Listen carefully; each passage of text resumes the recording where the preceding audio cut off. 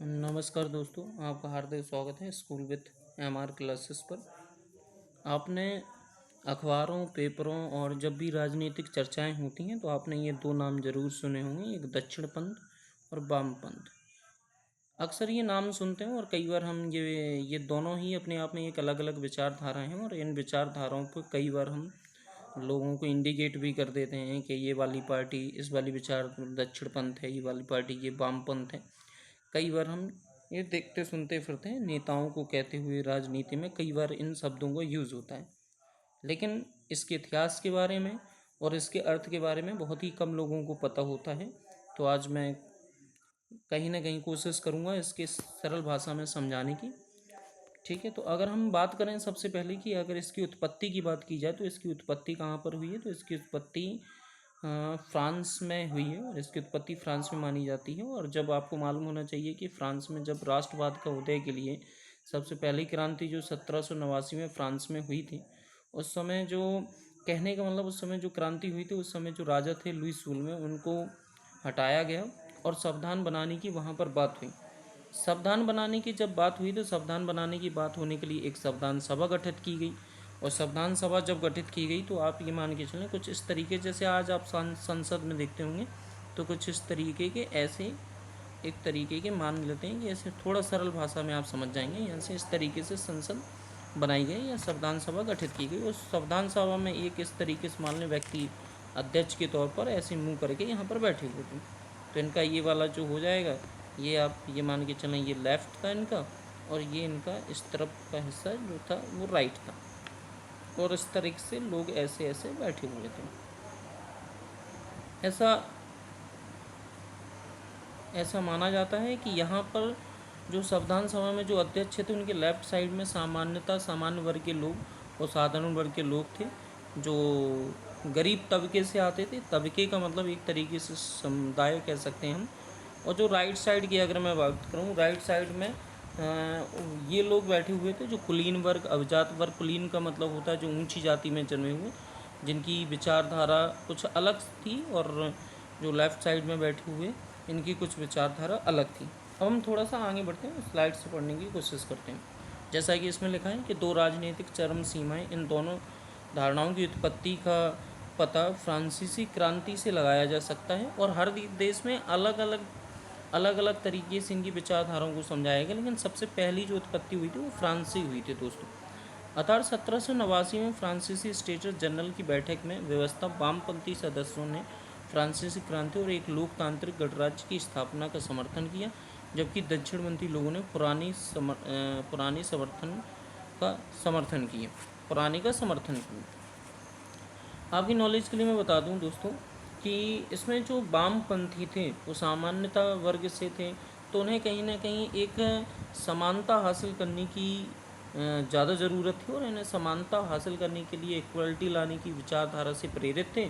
और कहीं ना कहीं वो बार बार एक परिवर्तन की तौर पर जा रहे थे कि हमें लगातार परिवर्तन करना चाहिए। जबकि अगर मैं दक्षिण पंथ की बात करूं तो ये अमीर तबके से होते थे और इन्हें परिवर्तन की ज़रूरत नहीं होती थी, ये इस तरीके की बात नहीं करते थे। हम आगे थोड़ा सा स्लाइड से बात कर लेते हैं। जैसे कि इसमें वामपंथी और इसमें दक्षिणपंथी की बात की गई।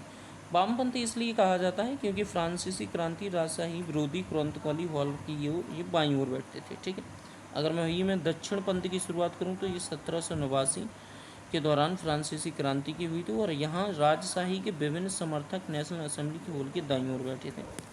अगर बात की जाए इस तरह की राजनीतिक अन्य की तुलना में कहीं अधिक उदार हैं, और ये जो दक्षिण राजनीतिक हैं ये अधिक रूढ़िवादी विचारधारा क्या होती है, ये अपने आप में एक विचारधारा है। रूढ़िवादी एक ऐसी विचारधारा होती है जो परिवर्तन से कहीं ना कहीं डरती है और परिवर्तन करने से मना करती है।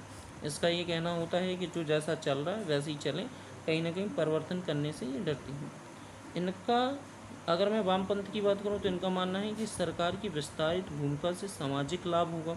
इनका कहना है कि लगातार परिवर्तन करते जाओ और सरकार का विस्तार करो, जिससे जो सामाजिक लोग हैं उनको कहीं ना कहीं लाभ होगा। और इनका मानना है कि सर्वोत्तम परिणाम तब प्राप्त किया जा सकते हैं जब व्यक्तिगत अधिकारों, नागरिक स्वतंत्रता सर्वोच्च स्थान दिया जाए और सरकार की भागीदारी कम हो। ये इनका मानना है। हम थोड़ा सा और आगे बढ़ते हैं और इसमें बोला जा रहा है कि जो वामपंथी राजनीतिक परंपरा रूप से धार्मिक संस्थाओं के खिलाफ है और उनका मानना है कि राज्य और धर्म एक दूसरे से अलग होने चाहिए। मतलब ये धर्मनिरपेक्षता की बात करते हैं। जैसे भारत भी एक धर्मनिरपेक्ष राष्ट्र है। धर्मनिरपेक्ष राष्ट्र का मतलब होता है कि भारत का किसी भी प्रकार का कोई धर्म नहीं है और भारत सभी धर्मों को एक समान और सभी धर्मों को एक साथ लेकर चलता है। ये वामपंथी विचारधारा है।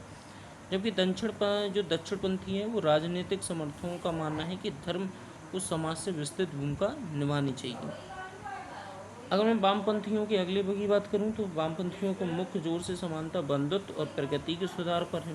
बंधुत्व का मतलब, समानता का मतलब इक्वलिटी होता है, बंधुत्व का मतलब भाईचारा और प्रगति का मतलब होता है विकास और आगे बढ़ना। जबकि अगर मैं दक्षिणपंथी की बात करूं तो इसका अधिकार, पदानुक्रम, परंपरा और राष्ट्रवाद के विचारों का पालन करते हैं। तो ये दो अलग अलग विचारधाराएँ हैं। थोड़ा सा और समझते हैं एनसीईआरटी की बात से क्या है वामपंथ और क्या है दक्षिणपंथ। बोला जा रहा है कि जब विभिन्न देशों की राजनीति की बात होती है तो अक्सर वहाँ पर राजनीतिक दल अथवा समूह का हवाला देते हुए कहा जाता है कि इस उस पार्टी का समूह विचारधारा वामपंथी अथवा दक्षिणपंथी रुझान वाली है। आपने ऐसा जिक्र जरूर ही पढ़ा होगा कि दक्षिणपंथ अथवा वामपंथ शब्द से किसी राजनीतिक दल अथवा समूह के प्रकट होता है और सामाजिक बदलाव को लेकर कौन सा पक्ष आर्थिक पुनर्वितरण राज्य की भूमिका में उसकी क्या राय है।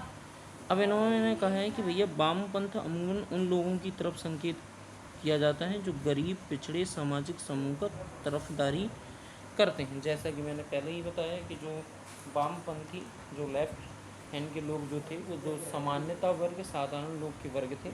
जबकि इन तबकों इन तबकों को फ़ायदा पहुंचाने वाला सरकारी नीतियों का समर्थन करते हैं।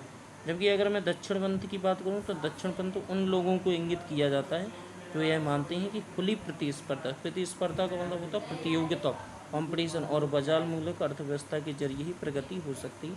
यानी सरकार को अर्थव्यवस्था गैर जरूरी हस्तक्षेप हस्तक्षेप नहीं करना चाहिए। तो आपने यहाँ से समझा कि वामपंथ और दक्षिणपंथ क्या है। हालांकि मैंने 2 से 3 स्लाइडों से और अलग तरीके से आपको समझाने की कोशिश की। आई होप आपको ये पूरे अच्छे तरीके से क्लियर हुआ हो और अगर फिर भी कोई डाउट है तो आप कमेंट करिए। धन्यवाद दोस्तों।